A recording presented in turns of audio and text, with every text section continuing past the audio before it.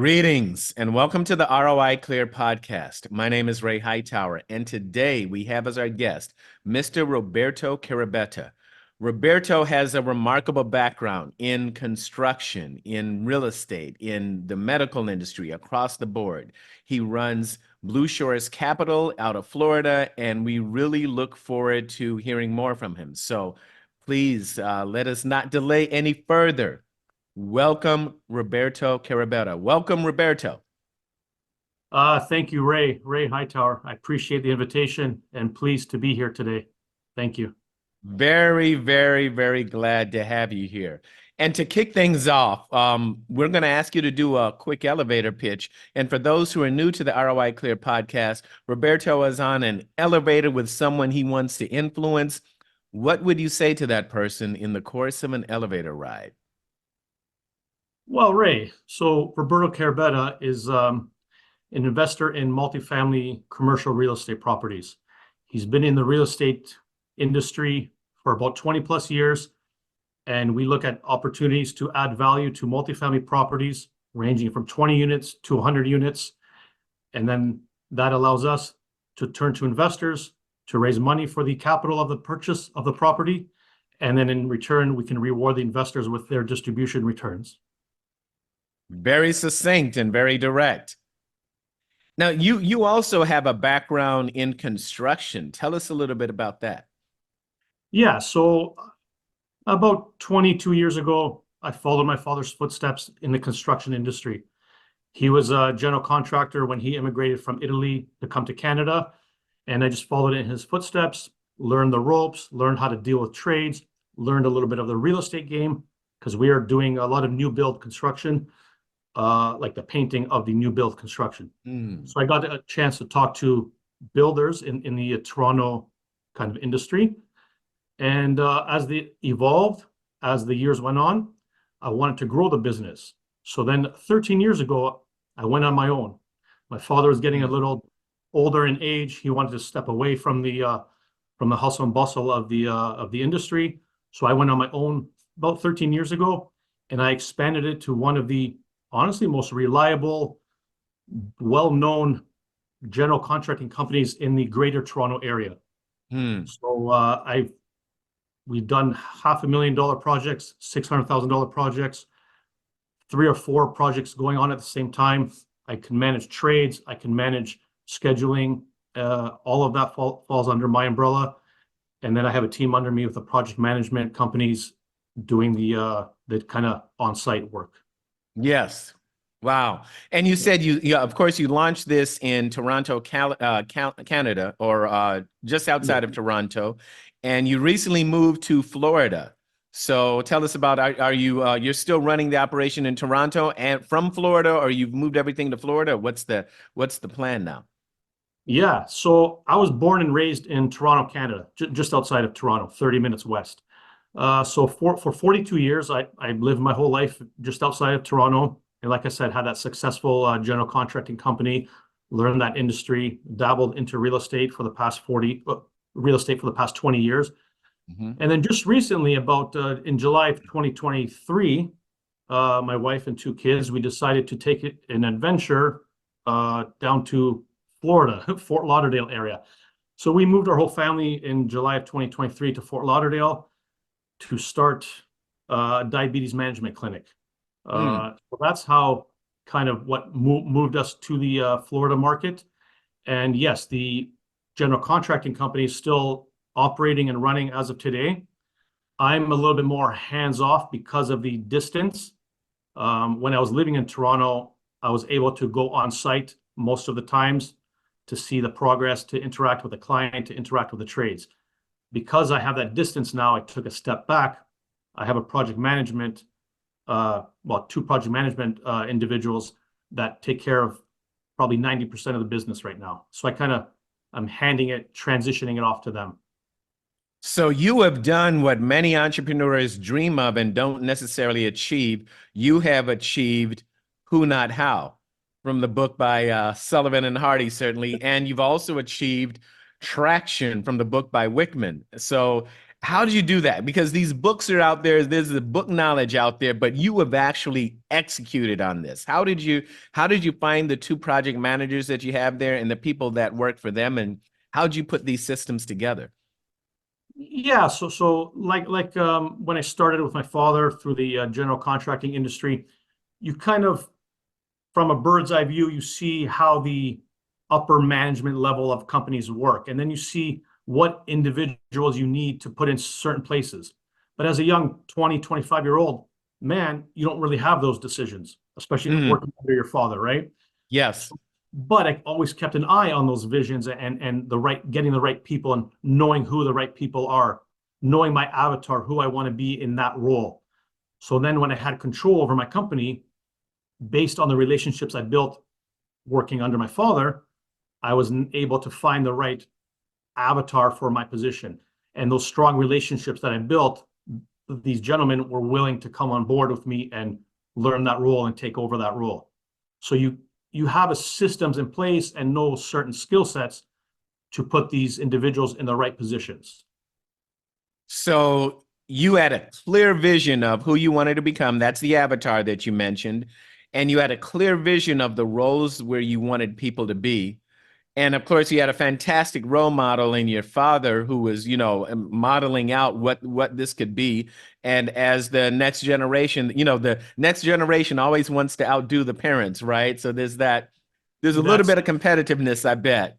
Yes, that was, I wouldn't say a hurdle in a negative way. It was a large discussion that we had when he was at that point of wanting to retire and slow down, and me being young and eager, wanting to grow this into a $1 million, multi-million dollar company, right? I had the drive, Yes, and he was at a certain age that wanted to slow down. right.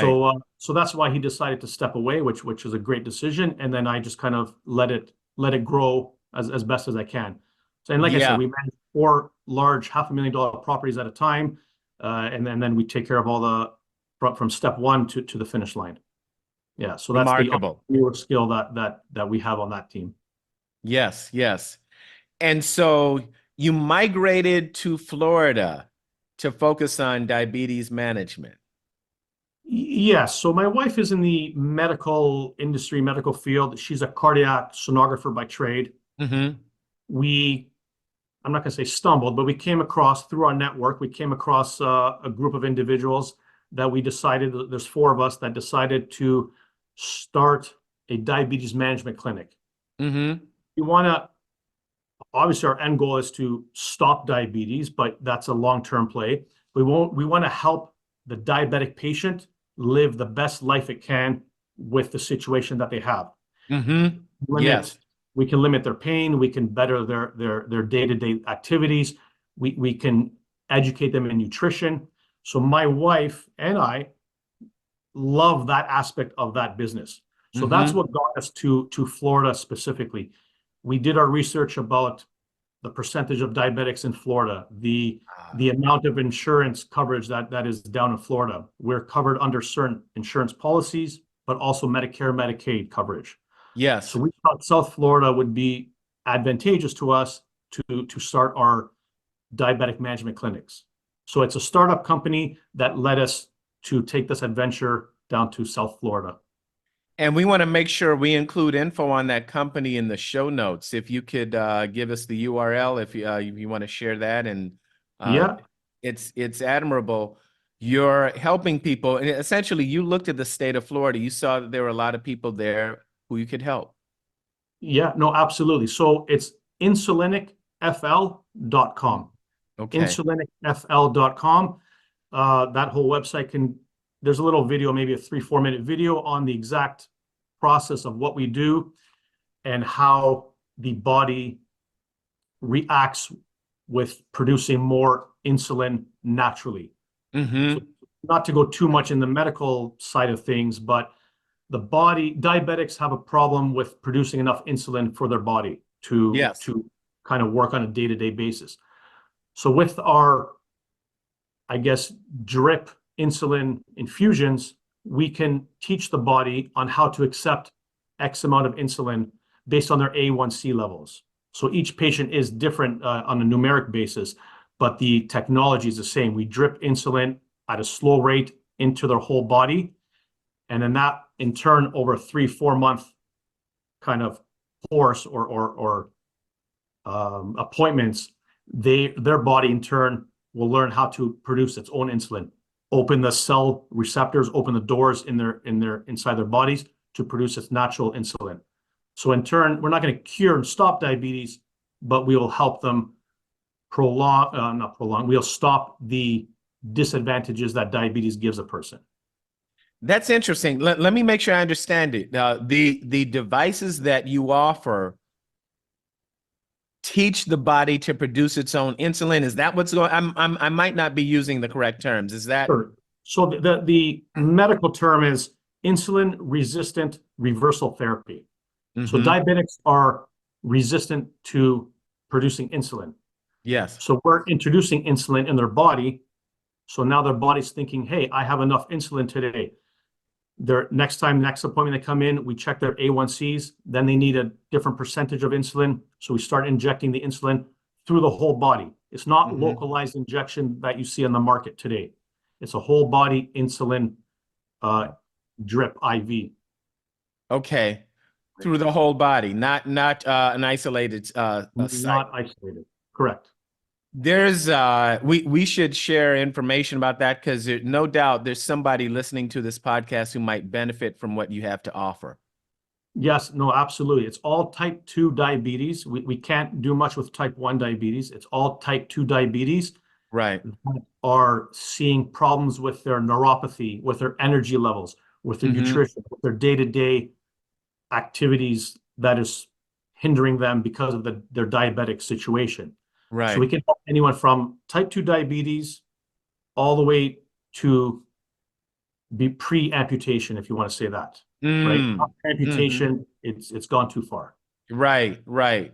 Yeah, and no one wants that. No one wants to go that far.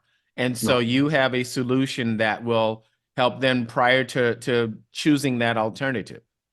Yeah, absolutely. And we've seen patients in the year and a half that we've had these clinics open, we've seen patients reverse their wounds, their gang on their limbs. They've been reversed. So now they no longer need to possibly get that amputated. It's been reversed that they can manage and live with it and at a normal life. Goodness. You have case studies of people that you've helped in this way so that you've reversed the trend of the disease to the point where they're no longer dependent on your service. Is that a fair statement? Correct. The program, and it ranges from every patient, but the program is typically anywhere from 4 to 6 months, starting twice a week, and then kind of weaning them off as the months go on to maybe once a week. You know, that's excellent because there's so many cases and, you know, not just in medicine, but in other areas where you get the feeling that they want you to have the therapy forever. No, and it's not a forever therapy, but it does work on both sides. We help the patient, but the patient has to help themselves also on the nutrition side, right? They have to eat the right foods, not to kind of start the cycle again. They're still going to have the diabetes in them, but it's manageable. And it's not your case. They can still go to work. They can still enjoy their children, their grandchildren, the family events. They're not stuck at home in suffering. Yes. So if they follow your recommendations and if they eat a good diet, which you would also recommend, you help them to get better. That's wonderful, Roberto. Yeah. We have a nutrition on site, a diabetic management counselor on site, and then the medical team doing the insulin injections. Yeah. That's remarkable. Yeah, we want to make sure we include that info in the show notes because one of the things I admire about you, and this is one of the big reasons why I really wanted to have you on the podcast. I believe that capitalism is a vehicle through which we can help each other. And you're a clear example of that through what you've done with construction, what you've done with diabetes management. We're going to get into what you're doing with multifamily as well and in commercial real estate there. But, you know, already in those two careers that you're managing concurrently, you know, you certainly have superpowers there, which is good. That is, you're helping people. Certainly you're earning money for that as a capitalist, but you're helping people. And capitalism does not last if the capitalist doesn't help people. You got to help people in order for that to last. And you're an example of that. So Yeah. hats No, off to you, man. absolutely. I appreciate that, Ray. Thank you so much. We're on this planet to improve ourselves, but to improve and help others. We're Yeah. all the same walk of life. We're all here for the same reason, just to live a happy, fulfillment life. So if I can do what I do for my day-to-day work, do what I love, and help people along the way, why not? Why not Right. help that diabetic? Why not Right. help that family that needs their bathroom renovated or that needs a new kitchen? Why not? Yes, you do it Yes. for main passion and love, but you're helping people along the way. And that ties into the multifamily space. Yes. You're helping families, I don't want to say this word affordable living, but you're helping families with shelter above their head at Yeah. an affordable price, right? Right. Right. They can't maybe afford that $1 million home or $500,000 house that they with a white picket fence. But you know Mm-hmm. what? It's an option. You can afford this comfortable, updated 2 bedroom, 2 bathroom unit that has X amount of amenities attached to the property. Right. So we're always helping people in different aspects. Yeah, excellent. Well, it's good. You just did a terrific segue. That's supposed to be my job, but you did it. So thank you. So now that you've done the segue into multifamily, tell us how you got involved in multifamily investing. Yeah, so it ties back to and I'm gonna say about 20 years ago, I I saw Toronto as a young kind of blob looking blank city. It didn't really have any towers or buildings to it. It was a young city Mm-hmm. and it had entertainment. So, when you're 19, 20 years old, you kind of go to the downtown core for your entertainment, your good restaurants, your nightlife, stuff like that. Yes. Every time we were driving into it as friends or as family, I always looked at the skyline and it wasn't interesting to me. Mm. So as the months or years went on in my early 20s, condo developments started popping up. Like developers started coming to the city and advertising condo over here, condo over there, price.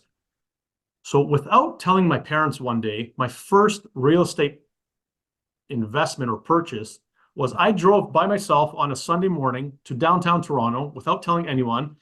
And I ended up purchasing a condo, new built condo construction on my own, signing the documents obviously at a great price. Yes. Because I saw a vision, because I saw Toronto has to become a New York City in a way. It has to Mm. become Chicago, like a downtown Chicago in a way, because it was so young. So I saw the potential, I saw the growth. So that triggered me to accumulate 10 single family properties over the 20-year span in Yes. all in the Toronto area. So that intrigued me or got me interested in the real estate sector. Mm-hmm. What I always wanted to do and get involved in is a sixplex, an eightplex, a 12 unit, Mm. expand, because I knew the single family is not where you're going to make that kind of home run money. Yeah, you're going to make your profits along the way. You live your little comfortable life, but it's not doing justice for what I wanted to achieve. Sure. For 20 years, I was struggling. How am I going to do that? Get that eightplex or 12 units on my own because I Right. started the Right. renovation company on my own. The diabetes, Mm-hmm. my wife and I are doing our thing. How am I going Mm-hmm. to do it on my own? And Yes. honestly, you can't do it on your own. So now with Blue Shores Capital, we've teamed up with experienced operators, great partners. We've made a team that can go out and facilitate the purchase of a 20 unit, a 40 unit, a 94 unit. Now we can purchase these units as a team. We turn to our investors to help us along the way. We reward them, but we do it as a team. And Yes. that is what Blue Shores Capital is now becoming. Not a single family investor, but a multifamily investor. Right. Wonderful. Blue Shores Capital. Where does the name come from? Great question, Ray. Honestly, I thought long and hard of Blue Shores. Like I thought long and hard of a name. Mm-hmm. And my mentor kind of mentioned this to me. He says, "What do you want to think of when you're retired? What is your dream day or dream year? Tell Mm-hmm. me hour by hour what you're going to do in your dream day." And I said, "My dream, if money wasn't an object, I wanted to be on the shores of the Amalfi Coast, on the southern Italian coast, because of my heritage. I want to Mm. be in Italy, in a little villa, a 4-bedroom villa that I can have family and friends over. And I want to be overlooking the shores with the blue waves crashing onto the shores. So that, Mm. Mhm. boom, I'm like, blue shores capital. Yes. And it all Yes. comes from my dream and my vision of my end happiness. I want to be Yes. there watching the waves crash onto the shore, crash against the rocks. So that's where Blue Shores came about. You're very good at visualizing what your end is or what your purpose or what your focus is. Yes, yeah, I would agree to that. And you have to have a vision, but you have to know the steps to get to that vision, Yes, right? You indeed. can't have a vision with no steps or no plan. Right, right. So I know my end vision, and now I got to make it happen with the in-between stage. Excellent. Excellent. There it is. We're coming to the end of our time together, and this has gone really quick. We had a chance to talk about, construction and diabetes management and then multifamily. So we're coming to the end, and this has been good. I can ask you a whole bunch more questions because I'm enjoying hearing your answers and your thought process. As we wrap up, let me ask you this. What are you reading, or what do you read, or what do you listen to sharpen your saw, to keep yourself sharp and aware of what it is you want to do next? So every morning, I wake up early in the morning, take my kids to school after their breakfast, and I'm back at my house around 8 a.m. in the morning. And I always kind of rush to my office to read the articles that I either subscribe to or that I find on the internet. And I always want to read about, and all these articles deal with, or 99% of the articles deal with commercial real estate. And I Yes. always want to know what's the newest trend? What is this market doing? What is Phoenix Mm, known for or doing? What is Atlanta doing? What is Charlotte doing? What's the newest news on the commercial real estate? So I can mm-hmm. spend upwards of 1 to 2 hours just reading articles and jogging my mind on, oh, wow, they're doing that. This company's doing that. This is happening in that city. Wow, let me look into this city. Look, maybe that could be a target market. And Right. then it just gets the wheels moving in your brain to see what the next kind of up and coming market or invention is, right? Like AI Yes. is a big part of this game right now. So there, how do you utilize AI? So I'm trying to teach myself or educate myself on how AI is advantageous to me and Blue Shores Capital. So every Yes. morning I like to read 1 to 2 hours of articles and then kind of brainstorm in my mind off of that. And then honestly, listening to financial podcasts, Mm-hmm. how the money markets are working, how people are using, like the bigger people are using their money to work for them. Because you always want your Mm-hmm. money working for you, right? When you're sleeping or awake, Yes. you Yes. always want your money working. So that's a huge thought in my mind. And last thing I want to say is my another kind of goal of mine in the near future is having a little program or a little podcast on educating young teenagers or young kids on finance, on investing. Mm. I want Yes. to give back to the community in a way that it helps the kids understand what money is, what are Right. banks, what is a loan, what is an interest rate, compounding rates. So Mm-hmm. that's kind of in the back of my mind, and hopefully it comes to fruition in the near future. Having a little program for the kids to learn about and adapt. Taking your experience and sharing it with them in a way that they digest it and they're ready to go out and do it themselves. Yeah, just kind of planting that seed in their mind, and Yeah. whether they use it or not in the future, it's up to them. But just planting that seed and showing them, hey, real estate is a good industry, investing is a good industry. This is how it works, and this is the reward that you get at the end. Right? Just Right. planting the seed from the start at a younger age. Right? Excellent. Excellent. Imagine us if we started 30 years before we did. We Yeah. would have been in a different Yes. spot. Yes. There it So is. There it start the young is. generation on a good foot. That's a great way to cap us off. Finally, where can people get in touch with you? What's the best way to reach out to you? Yeah, so our website is blueshorescapital.com. You'll see a lot of information on what we do, how we do it, our target markets, We have a newsletter that's coming out if you subscribe to it. And follow us on Instagram at @blueshores_capital. We have a lot of information going on, like what's happening with the Feds, what's happening with certain target markets. We try to keep up to date based on those articles that I read in the morning. We try to keep up to date with the posts that we think help our audience. Yes, excellent.